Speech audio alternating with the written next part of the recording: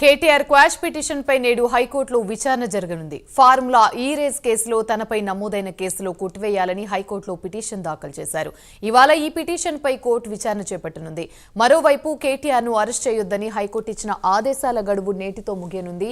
ఈ క్రమంలో కోర్టు ఆదేశాలను పొడిగిస్తుందా లేదా అన్నది ఆసక్తికరంగా మారింది.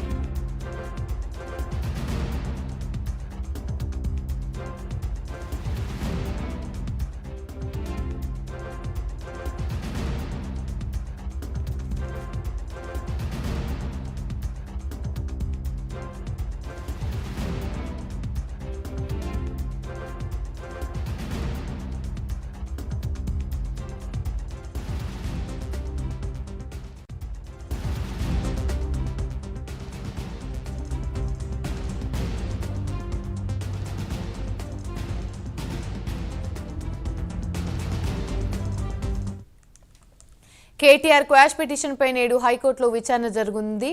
ఫార్ములా ఈ రేస్ కేసులో తనపై నమోదైన కేసులు కొట్టివేయాలని హైకోర్టులో పిటిషన్ దాఖలు చేయనున్నారు. ఇదే అంశానికి సంబంధించి మరిన్ని వివరాలు మా ప్రతినిధి కుమార్ అందిస్తారు. కుమార్. Thank you Yamini.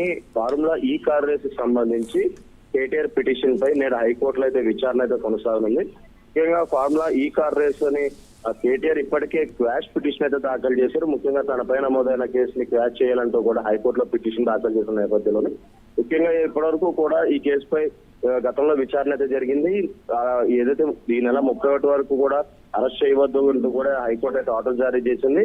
ముఖ్యంగా కేటీఆర్ పిటిషన్ పై మరోసారి అయితే ఈ రోజు విచారణ అయితే కొనసాగనుంది. ముఖ్యంగా ఏదైతే ఫార్ములా ఈ కార్ రేస్ కి సంబంధించి విదేశీ సంస్థకు నగలు బదిలీ అయిన నేపథ్యంలోనే ఏసీబీ అధికారులు కేసు అయితే నమోదు చేశారు. ఎప్పుడైతే కేసు నమోదు చేశారో ఇమీడియట్ గా కేటీఆర్ కూడా హైకోర్టును అయితే ఆశ్రయించారు. హైకోర్టు ఆశ్రయించి క్యాష్ పిటిషన్ అయితే దాఖలు చేయడంతో కూడా హైకోర్టు విచారణ చేపట్టి ఈ నెల 31 అంటే ఈ రోజు వరకు కూడా కేటీఆర్ అరెస్ట్ చేయొద్దంటూ కూడా ఆదేశాలు అయితే జారీ చేసింది. కానీ విచారణకు మాత్రం ఇంకా ఏసీబీ అధికారులు ఇంకా నోటీసులు అయితే జారీ చేయలేదు. ముఖ్యంగా ఈ రోజు జరిగే ఏదైతే ఈ విచారణకు సంబంధించి ఒకవేళ కేటీఆర్ కు సంబంధించి ముఖ్యంగా ముందస్తు బెయిల్ కనుక క్యాన్సిల్ అయితే ఖచ్చితంగా రేపు కానీ ఎల్లుండి కానీ నోటీసులు ఇచ్చి విచారించే అవకాశం అవుతుంది. ఒకవేళ ఇందులో అరెస్టులు కూడా జరిగే అవకాశం అయితే ఉందనే చెప్పొచ్చు. Right, thank you.